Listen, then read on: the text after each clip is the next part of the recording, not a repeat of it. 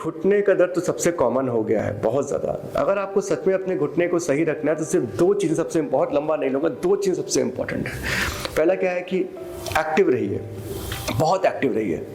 Active मतलब होता है कि आप खूब चलते फिरते रहिए, इससे आपकी मसल्स जो स्ट्रांग होंगी, वजन नहीं बढ़ेगा, ठीक। और इसी एक्टिव रहने में एक्सरसाइजेज भी आती हैं, घुटने की खास तौर से एक्सरसाइजेज। आपको हर बॉडी पार्ट की कुछ कुछ एक्सरसाइजेज बिना बीमारी के भी करनी चाहिए, उसको स्ट्रांग देने के लिए। जैसे बोलते हैं ना कि डंडे को तेल पिलाना जरूरी है तभी स्ट्रांग रहेगा, तो तेल पिलाना पड़ेगा घुटने को भी। तेल कैसे पिलाएंगे आप? एक्सरसाइजेस करके, उसमें ग्रीस बढ़ता रहेगा, कार्टिलेज स्ट्रांग होगी। ये हो गया पहला। सेकेंड वो हो गया वेट मैनेजमेंट।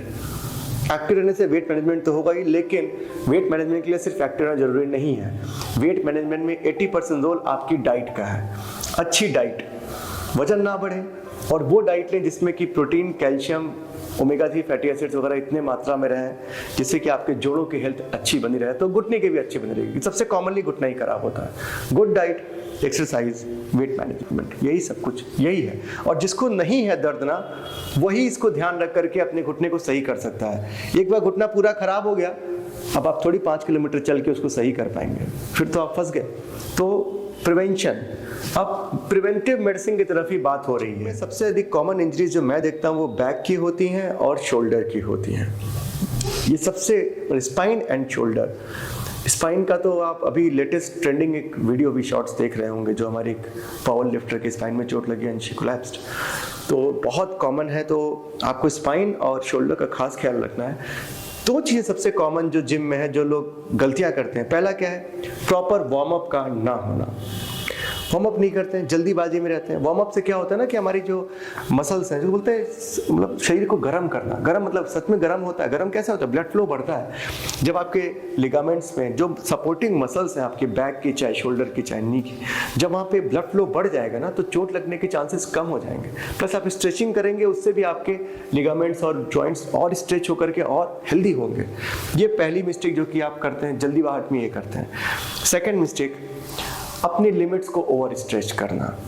जब आपको समझ में आ रहा है कि अब आपको रुक जाना चाहिए, आप नहीं रुकते हैं। आप मुंह भीज के शोर मचा करके उठाने की कोशिश करते हैं, वहीं पे इंजरी होती है। जिम ट्रेनर अच्छा होना चाहिए, आपको चैलेंज करने वाला नहीं होना चाहिए। कह रहे 40 ही उठा लिए, वो तो 45 उठाता है ना, वो अलग है, आप अलग हैं। अपने लिमिटेशंस को पहचानना जरूरी है जिंदगी भर जिम करना है तो, ठीक है। और गलत सप्लीमेंट्स नहीं लेना है उसके लिए। गलत सप्लीमेंट्स आपकी बॉडी को खोखला कर देते हैं। मैक्सिमम प्रोफेशनल बॉडी बिल्डर्स की एज बहुत कम होती है। गलत तरीके से आप बॉडी नहीं बना सकते, नेचुरल लगे। Scan is the safest scan. X-ray से सेफ है एमआरआई। एमआरआई में कोई ऐसे विकिरण या रेडिएशन का खतरा नहीं है। एक्सरे में है। अगर एक लेडी प्रेग्नेंट है, उसको एक्सरे करना अलाउड नहीं है, बट एमआरआई करना अलाउड है।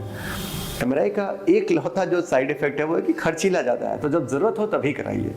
पर स्कैन से साइड इफेक्ट जीरो है। आपकी बॉडी में बस कोई छल्ला, कोई मेटल नहीं होना चाहिए। आपको वॉल्व लगा है तो एमआरआई नहीं कराना, स्टेंट लगा है तो नहीं कराना, कोई मेटेलिक इम्प्लांट है तो नहीं कराना है। तो बस एक यही चीज़ को ध्यान में रखना। एमआरआई में कोई भी रेडिएशन नहीं होता, इट इज़ टोटली सेफ। काफ़ी अजीब सा डिबेट है कि फिजियोथेरेपी ज़्यादा जरूरी है या सर्जन ज़्यादा जरूरी है। तो जैसे डिबेट नहीं होता है कि पुरुष ज़्यादा जरूरी है कि महिला ज़्यादा जरूरी है, भाई दोनों जरूरी है। तो वैसे यहाँ पर भी है, जो काम सर्जन कर सकता है वो फिजियोथेरेपिस्ट नहीं कर सकता, जो काम फिजियोथेरेपिस्ट कर सकता है वो सर्जन नहीं कर सकता। मैं कितनी भी अच्छी लिगामेंट की सर्जरी कर दूं, अगर फिजियोथेरेपिस्ट उसमें ठीक से नहीं फिजियोथेरेपी करवाएगा तो वो 100% फेल होगी। और अगर कंप्लीट एसीएल टियर हो के इंस्टेबिलिटी आ गई है तो लाख फिजियोथेरेपी हो जाए वो ठीक नहीं होगा। दोनों का काम, दोनों एक दूसरे के पूरक हैं, समझ रहे हैं आप ना, पूरक हैं एक दूसरे के, उनमें कंपटीशन नहीं हो सकता। मेरी भी टीम में 2 फिजियोथेरेपिस्ट हैं मेरे साथ में। मेरे 95% पेशेंट मेरे पास दिखाने के बाद उनके पास जाते हैं, रिहैब करके सही होते हैं। केवल 5% पेशेंट को मैं सर्जरीज बोलता हूँ जो मेरे पास आते हैं इंजरी के साथ। तो दैट शोज सर्जरी तो बहुत अनकॉमन है। ज़्यादातर तो हम लोग रिहैब में ही भेजते हैं पेशेंट को, रिहैब से ही सब कुछ ठीक होता है। Rehab is very important. But again ये नहीं कि सर्जन इंपॉर्टेंट नहीं है, सब इंपॉर्टेंट है, इक्वली इंपॉर्टेंट है। जिसको जिसकी जरूरत पड़ जाए, दोनों इंपॉर्टेंट है। डिबेट की बात ही नहीं है, इसमें एकदम क्लियर है। वो अलग पढ़ाई पढ़ते हैं, हम अलग पढ़ाई पढ़ते हैं। लोग भारतीय हैं, आयुर्वेदिक तो हमारा बहुत ही एंशिएंट सिस्टम है। और अगर आपको बोलूं तो मैं खुद भी बहुत बिलीव करता हूँ आयुर्वेदिक में। मतलब अभी भी मैं घर में, मुझे अगर जुकाम हुआ तो मैं कोई दवा नहीं लेता हूँ, या गला खराब हुआ तो मैं तो बिल्कुल दूर रहता हूँ। और इनफैक्ट मेरी प्रैक्टिस में भी मेडिसिन नहीं के बराबर देते हैं। It is more about doing activities which treats you, मतलब कि जो हम लोग फिजियोथेरेपी भी बोलते हैं उसी को योगा बोलेंगे। जो हमारे घुटने की फिजियोथेरेपी है ना, कई लोग बोलते हैं तो हम योगा में करते हैं, मूवमेंट वही है। वेस्टर्न ने उसको फिजियोथेरेपी बोल दिया, हमारे यहाँ पे योगा हो गया। ऐसी आयुर्वेदिक जो हमारी एंशिएंट पद्धति है वो बहुत अच्छी है। बहुत सी ऐसी मेडिसिन हैं उसमें जो कि आपकी नेचुरल इम्यूनिटी को बूस्ट करती हैं। अगेन उसमें भी डिबेट नहीं होना चाहिए, सबका अलग है।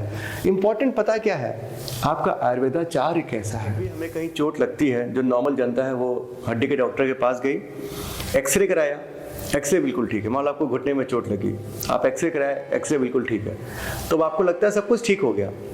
हम उस एक्सरे के अलावा जो उसमें जो लिगामेंट्स, जो मांसपेशियां, जो टेंडन्स हैं, उनको बिल्कुल इग्नोर कर रहे हैं। तो स्पोर्ट्स इंजरी में एक्चुअल में जो इंजरीज हो रही हैं वो लिगामेंट्स, टेंडन्स या फिर मांसपेशियों में हो रही है, और वो भी उतनी ही इम्पॉर्टेंट है। तो सिर्फ एक नॉर्मल एक्सरे का आ जाना ही बहुत खुशी की बात नहीं होती है। आपको ये भी देखना है कि कहीं कुछ और भी इंजर्ड नहीं, तो उसके लिए ज़रूरी है कि आपको हाथ या पैर जहाँ भी चोट लगी है उसमें आपको एक एक्सपर्ट एग्जामिन करे, आपको चेक करे। और अगर उसको शक होता है कि कुछ और भी टूटा है जो कि एक्सरे में नहीं दिख रहा है हड्डियों के अलावा, तो एक MRI या अल्ट्रासाउंड द्वारा उसको डायग्नोज करे। तो यही बेसिक कॉन्सेप्ट है स्पोर्ट्स इंजरीज का।